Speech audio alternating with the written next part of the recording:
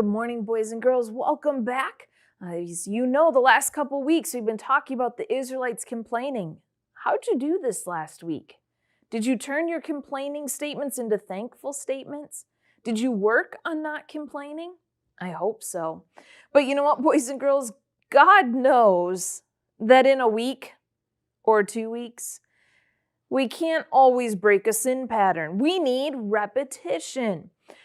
We need to learn it over and over again, boys and girls, because we struggle with sin. Well, you know what, boys and girls? The Israelites are going to struggle again. But good news, next week we finally get off of that for a bit. But this week, we are going to talk about a really cool miracle. So please don't tune me out thinking, great, she's going to talk about complaining again, because we're going to talk about something really neat that Moses had the power to do that Peter doesn't have the power to do. I don't have the power to do. You don't have the power to do. But God gave it to Moses. So now you're thinking, quit introducing and get to the story. That's right, huh, Peter? Peter would like to tell me that a lot. Well, boys and girls, the Israelites are traveling. They're traveling, and remember, they don't have cars like you or I or a bus to travel on. They're walking. And they're walking. And they're walking some more. And when you walk that much, boys and girls, what do you think you might need or want? Peter brought along some water today because Peter was getting a little hot in here when we're recording. And Peter brought along some water, which ties into our story. Boys and girls, they had walked and walked and walked, and they had traveled, and they were thirsty. Maybe think of coming in from playing outside this summer, and you are thirsty when you come inside. Well, the children of Israel were thirsty. And let's look at Exodus chapter 17, verse 1. And all the congregation of the children of Israel journeyed from the wilderness of Sin after their journeys according to the commandment of the Lord, and pitched in Rephidim. And there was no water for the people to drink. They found a place to settle down, spend the night, get established, and there is no water to drink. Well, what do you think the children of Israel are going to do? Just like they complained when they didn't have food. They complained when they got tired of that food and wanted meat. They're going to complain like, Moses, why'd you bring us out here? Did you bring us out here to die? And they're going to complain again. Because yet again, they're going to think it was nicer in Egypt, which, if we remember, they were slaves and had to work for Pharaoh and got whipped and all of those things.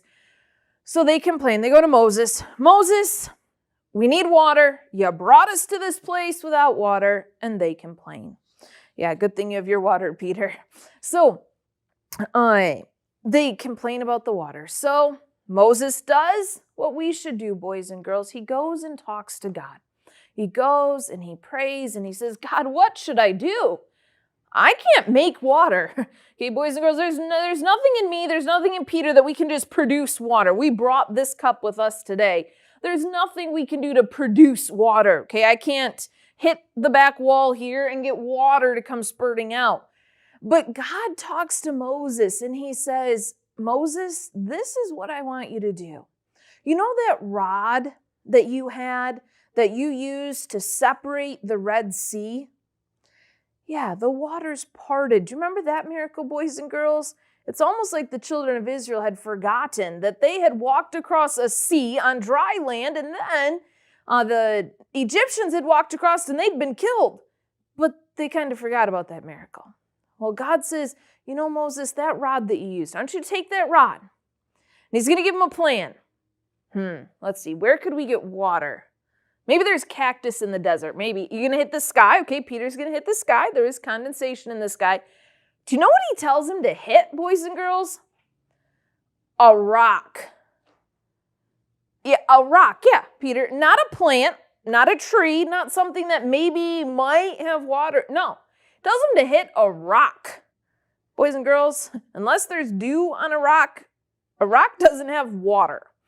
But that's what God tells Moses to do. So what do you think? Should Moses hit the rock, even though it seems super crazy? Or should he just skip it and say, God, you don't know what you're talking about? He should hit the rock, that's right. Moses prayed, Moses asked God, God gave him an answer, and Moses was willing to obey God, even though the answer, in a sense, didn't make sense. Okay, boys and girls, you can go out to your backyard, you can hit any rock you want with any stick you want, and you're not going to get water out of it, okay? Some of you will now go try just to try to prove me wrong, because you like to prove adults wrong. Yeah, Peter. But, so Moses does that. He gathers the people, and he says, God's going to provide for us. He takes his rod, he strikes the rock, and nothing happens, right, boys and girls? I mean, God doesn't keep his word. No, God always keeps his word, boys and girls. God always keeps his promises, and water came gushing out of that rock. The people drank it, they washed, they cleaned themselves, they drank some more. They loved the water that God had provided for them in the middle of the desert from a rock. And Moses had obeyed. Boys and girls, do you think it was easy for Moses to obey when the people were already complaining? No, it's kind of hard sometimes, boys and girls, when you're the leader to do what's right when other people around you are doing what's wrong.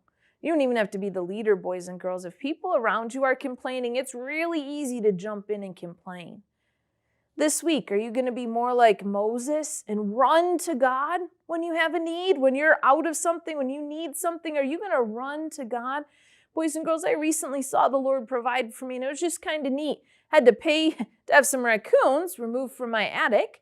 Yeah, I know. It's a sad bit for that. But the Lord provided me with 2 jobs back to back that helped me earn some money to pay back some of the money I had to pay to get the raccoons removed.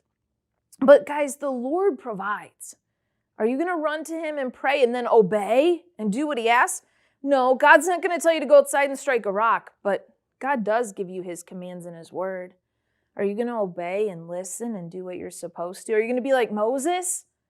Or are you going to complain like the Israelites and wish you had something better? Boys and girls, I hope you'll be like Moses this week. I hope you'll pray. Hope you'll ask God when you need something. And I hope ultimately that you'll obey what God says in his word.